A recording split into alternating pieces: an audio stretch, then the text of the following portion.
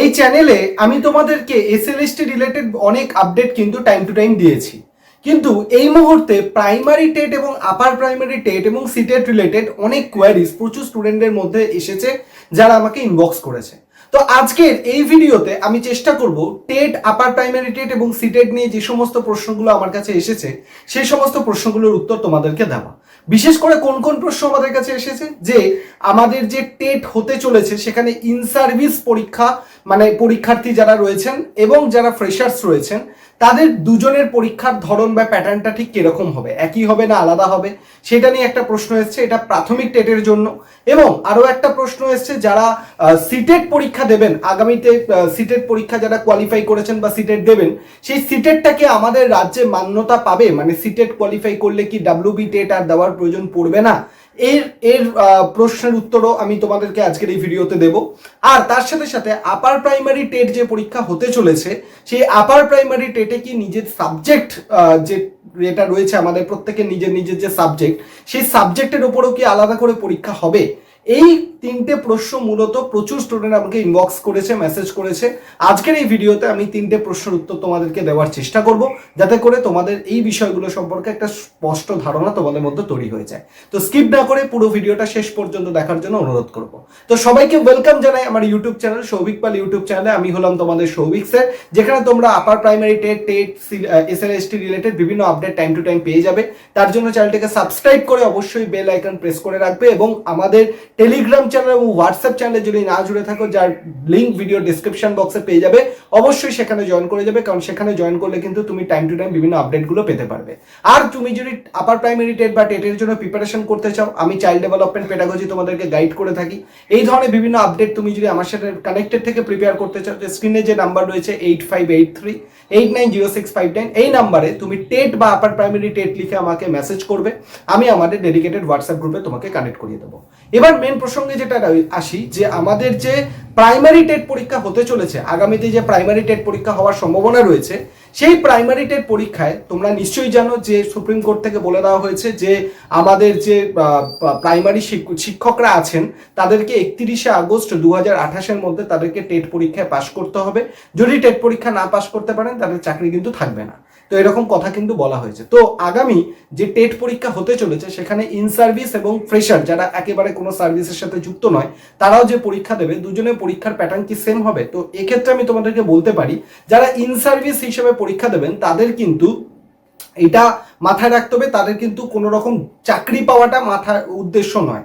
তাদের উদ্দেশ্য হচ্ছে জাস্ট টেট এক্সামটাকে কোয়ালিফাই করা, এটাই হচ্ছে তার উদ্দেশ্য। সে কত নম্বর পেলো না পেলো দেখার দরকার নেই, জাস্ট এক্সামটা কোয়ালিফাই করাই হচ্ছে উদ্দেশ্য। আর যারা ফ্রেশার্স রয়েছে তাদের উদ্দেশ্য কিন্তু হচ্ছে নতুন মানে চাকরি পাওয়া, নতুন করে কোনো চাকরি জয়েন করা, মানে প্রাইমারি শিক্ষক হিসেবে চাকরিতে জয়েন করা।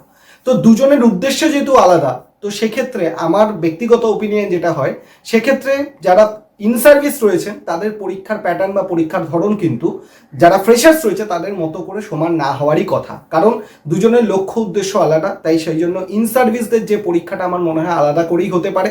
সেক্ষেত্রে ইন সার্ভিসদের পরীক্ষা যদি আলাদা করে হয়, তাদের পরীক্ষার প্যাটার্ন বা পরীক্ষার ধরন যেটা হবে সেটা কিন্তু যারা ফ্রেশার্স থাকবে তাদের থেকে তুলনামূলক আলাদা হতেই পারে।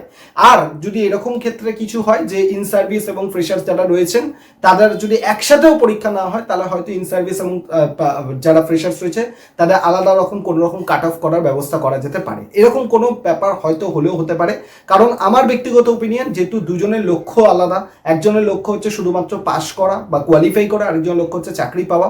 তো যেহেতু দুজনের লক্ষ্যটা আলাদা, সেই জন্য একটাই কাট অফ বা একটাই পরীক্ষার প্যাটার্ন হয়তো নাও হতে পারে, হয়তো ইন সার্ভিসদের আলাদা হয়ে যেতে পারে পরীক্ষা, যেখানে পরীক্ষার ধরনটা বা প্যাটার্নটা একটু হলেও ইজি হওয়া উচিত বা ইজি হবে বলে আমি মনে করি।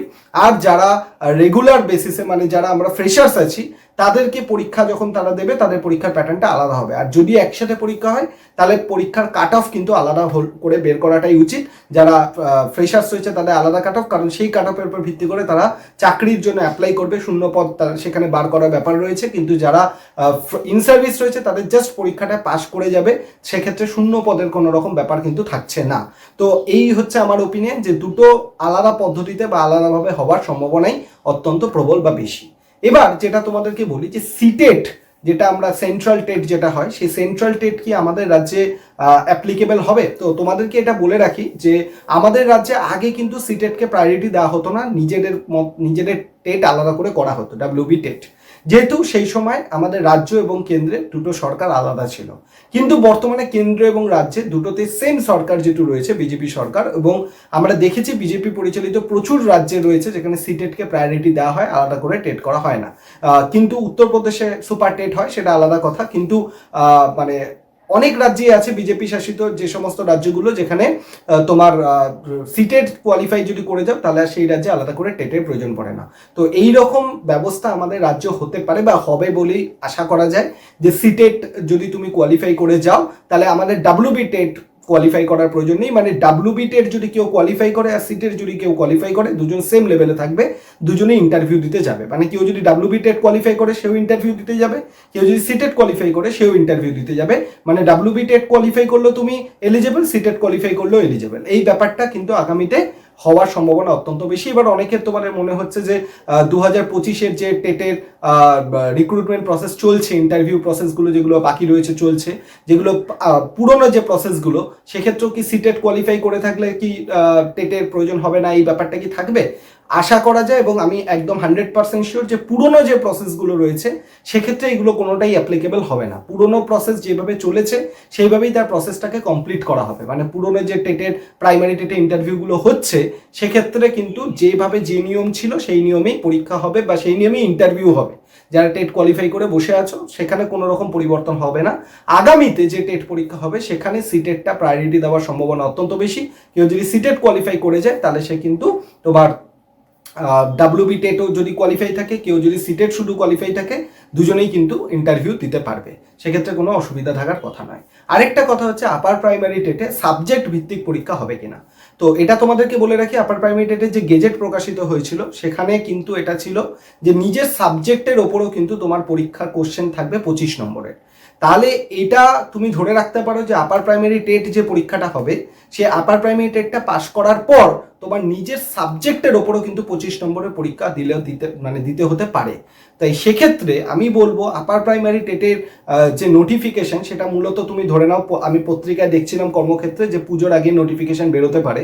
তাই সেক্ষেত্রে তোমাদেরকে বলবো যে আপার প্রাইমারি টেটের যে নর্মাল সিলেবাস রয়েছে, যেখানে বাংলা, ইংরেজি, environmental science, child development, pedagogy যেগুলো রয়েছে, তার সাথে সাথে এই পরীক্ষাটা কোয়ালিফাই করার পর তোমার নিজের সাবজেক্টে পরীক্ষা দিতে হবে, কারোর বাংলা, কারোর ইংরেজি, কারোর ইতিহাস, কারোর ভূগোল। তো সেই সাবজেক্টকেও কিন্তু একটু একটু করে রেডি করতে থাকো। এবার অনেকের প্রশ্ন হচ্ছে যে স্যার সাবজেক্টের সিলেবাস কি সেটা তো এতদিন আপার প্রাইমারি টেটের সাবজেক্ট থাকতো না, তাই কেউ জানে না। তাই যতক্ষণ না সেটা নোটিফিকেশন বেরোবে বলাটা খুব কঠিন। তাই আমি তোমাদেরকে বলবো একটাই সলিউশন আছে এক্ষেত্রে, যে আপার প্রাইমারি টেটের জন্য যারা প্রিপেয়ার করছো তারা তো এসএলএসটির জন্য প্রিপেয়ার করছো, সেখানে নিজের সাবজেক্টটাকে পড়তে থাকো আর আপার প্রাইমারি টেটের জন্য তুমি পড়তে থাকো। কিভাবে আপার প্রাইমারি টেট আর এসএলএসটিকে একসাথে পড়তে হবে তার ভিডিও আমি করে দিয়েছি, না দেখে থাকলে এই চ্যানেলে ভিডিও সেকশনে চলে যাও, পেয়ে যাবে। সেটা দেখলে তুমি বুঝবে আপার প্রাইমারি টেট আর এসএলএসটিকে একসাথে প্রিপেয়ার করা কিভাবে সম্ভব, তোমার একটা আইডিয়া চলে যাবে। তাহলে এসএলএসটি দিয়ে তোমার নিজের সাবজেক্টটা রেডি হচ্ছে, এদিকে আপার প্রাইমারি টেটের সিলেবাসটাও তোমার রেডি হচ্ছে। তাহলে যদি আপার প্রাইমারি টেট কোয়ালিফাই করার পর তোমার নিজের সাবজেক্টের উপর 25 নম্বরের পরীক্ষা দিতে হয়, তাহলেও তোমার কিন্তু কোনো অসুবিধা হবে না। এবার এক্ষেত্রে একটা প্রশ্ন, যারা সিটেট কোয়ালিফাই করে রয়েছে, মানে পেপার 2 যারা কোয়ালিফাই করে রয়েছে, তারাও কি এই 25 নম্বরে আপার প্রাইমারি টেটের যে সাবজেক্ট পেপার হবে সেটা দিতে পারবে? এটা আশা করা যায় তারাও দিতে পারবে। যারা সিটেট কোয়ালিফাই করে রয়েছে পেপার 2টা, তারাও কিন্তু আগামীতে যে আপার প্রাইমারি টেট হতে চলেছে সেখানে প্রথম যে পরীক্ষাটা হবে আপার প্রাইমারি টেটের, সেটা ধরো কেউ কোয়ালিফাই করলো, দেন 25 নম্বরের সাবজেক্টের পরীক্ষাটাকে দিতে হলো। আর যদি কেউ দেখা গেল সিটেট পেপার 2 কোয়ালিফাই করে রয়েছে, সেক্ষেত্রে তার আপার প্রাইমারি টেট না দিল, সে 25 নম্বরের যে নিজের পেপার, সাবজেক্ট ভিত্তিক পেপারটা, সে কিন্তু সেই পরীক্ষায় সে বসে যেতে পারবে। তাহলে কেউ আপার প্রাইমারি টেট পরীক্ষা দিয়ে সাবজেক্টের 25 নম্বর দিল, কেউ সিটেট কোয়ালিফাই করে পেপার 2টাকে কোয়ালিফাই করে 25 নম্বরের সাবজেক্ট পেপার পরীক্ষাটা দিল, দেন তারপরে ইন্টারভিউ হবে। তো এইভাবে আশা করা যায় তোমার বিভিন্ন বিষয়গুলো হতে থাকবে। তাই তোমাদেরকে বলছি, যদি তোমার মনে হয় যে তোমার সাবজেক্ট জিওগ্রাফি, তোমার নিজের সাবজেক্টকে তুমি রেডি করতে চাও তোমার সাবজেক্ট জিওগ্রাফি এসএলএসটির জন্য বা আপার প্রাইমারি টেটের সাবজেক্ট ভিত্তিক সিলেবাসের জন্য, তাহলে তুমি স্ক্রিনে যে নাম্বারটা দেখতে পাচ্ছ 8583890659, এই নাম্বারে তুমি কি করবে, এই নাম্বারে তোমার জিওগ্রাফি যদি সাবজেক্ট হয়, geography plus upper primary TET লিখে মেসেজ করবে। আর যার সাবজেক্ট জিওগ্রাফি নয় সে শুধুমাত্র আপার প্রাইমারি টেট বা নর্মাল টেট লিখে আমাকে মেসেজ করবে, আমি আমাদের টেটের গ্রুপে জয়েন করিয়ে দেবো। আমাদের দুটো গ্রুপ রয়েছে, একটা আপার প্রাইমারি টেট বা টেট আর একটা এসএলএসটি জিওগ্রাফি। যারা SLST geography and upper primary TET তাদের দুটো গ্রুপেই অ্যাড করে দেবো। আর যারা শুধুমাত্র এসএলএসটি জিওগ্রাফি নয় আপার প্রাইমারি টেট বা নর্মাল টেট তাদেরকে টেট গ্রুপে জয়েন করিয়ে দেবো। আর বাকি যে কোনো যা সাবজেক্টেরই তুমি হও না কেন আমাদের টেলিগ্রাম চ্যানেল, হোয়াটসঅ্যাপ চ্যানেলে জয়েন করে যাবে, যার লিঙ্ক ভিডিও ডেসক্রিপশন বক্সে পেয়ে যাবে। আশা করা যায় তোমাদের সমস্ত প্রশ্নের উত্তর আমি দিতে পারলাম। এরপরেও যদি কোনো প্রশ্ন থাকে ভিডিওর কমেন্ট সেকশনে লিখে দেবে, আমি তার উত্তর দিয়ে দেবো। আর ভিডিওটা ভালো লাগলে একটা লাইক করে দেবে এবং তুমি শেয়ার করে দেবে সমস্ত বন্ধু বান্ধবদের সাথে যারা এই সমস্ত বিষয়গুলো নিয়ে টেনশনে আছে। আশা করা যায় তারা এই ভিডিওটা দেখার পর একটা শান্তি খুঁজে পাবে। তো সবাই খুব ভালো থাকো, সুস্থ থাকো, চ্যানেলের সাথে কানেক্টেড থাকো। থ্যাংক ইউ সবাই।